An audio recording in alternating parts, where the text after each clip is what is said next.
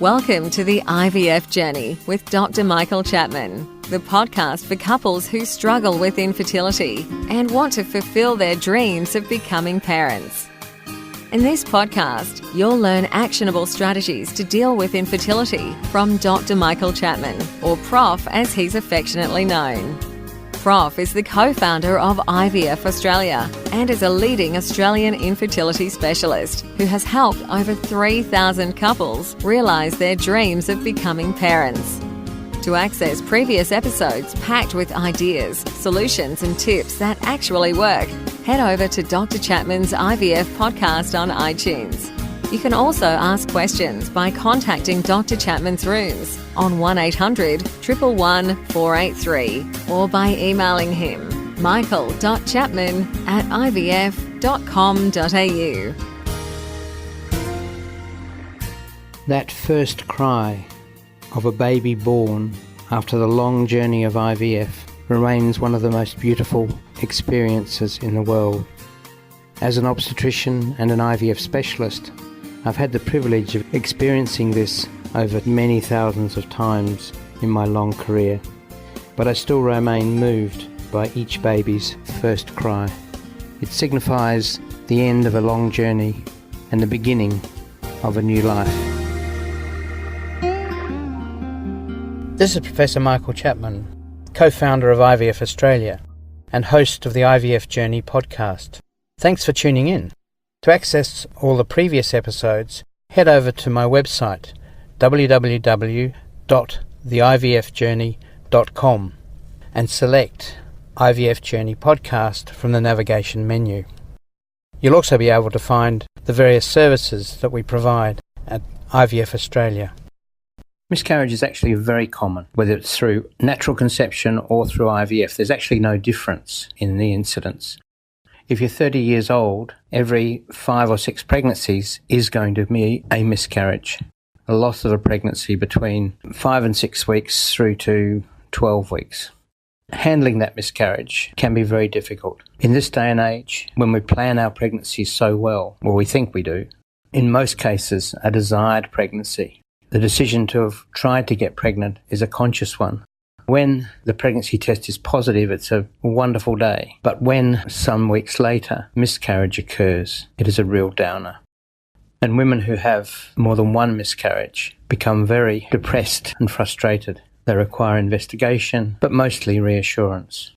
Now, I was lucky to have the opportunity to talk to Liz Ellis, who's recently published a book on fertility, and it includes a discussion of miscarriage. So I interviewed her just recently, and this is what she said. You know what, it's hard, isn't it? And it's amazing, isn't it? Language is ancient, but we still don't have language for miscarriage. And I found the best way to cope was to tell people. And when I did, I was amazed at the amount of people who said, Been there, done that. Been there, done that. Yeah. And well, I mean, it's the commonest ailment that requires any procedure in is it really? reproductive age. Yeah. It's amazing, isn't it? Yeah. And like, it's hard. And there's nothing that I can say, well, do this, tick that box, do that. You get through it how you get through it. Allow yourself to wallow in your own self-pity. Allow yourself to feel sad. Allow yourself to grieve. My last miscarriage, I went through a months-long grieving process. I cried myself to sleep at night and, I beat myself up. I had my husband. We met when I was 20. I had my sperm donor in front of me the whole time and I never did anything about it until it was almost too late and I could feel my fertility slipping through my hands. And I massively beat myself up. And one night my husband said to me, we made our choices. We decided to focus on our respective careers and we have to live with those choices. And he really almost talked me down from the edge because I was really beating myself up terribly. Yeah, because certainly my experience, particularly when you've had more than one miscarriage, is what did I do wrong? What did the patient do wrong? It is. And if you feel like that, don't be scared to ask for a biopsy, right? That's right. Especially if it's your second or third. Increasingly, I think doctors are doing that as a standard, which means you can look someone in the eye and say, this is nature dealing with the world. It is, and it's just a part of the genetic lottery. And you were 39 at the time. What we know from our embryology from IVF is that something like 75 to 80% of embryos that we put back are genetically abnormal. Yep. Most of them don't get to the stage of a miscarriage. If we did put them back, it means the chance. It's nothing to do with you. It's just nature stuffing up. It is. And you do need to go through that process. But I would say don't be afraid to talk about it. I would love for us to be more open about it because the grief is so private because no one knew you were pregnant. Now, I would turn up on television and I'd be dead on the inside talking about, it's a great game, bring it intercept. And my head wasn't in it because I was thinking about the fact that I had this baby that wasn't there anymore.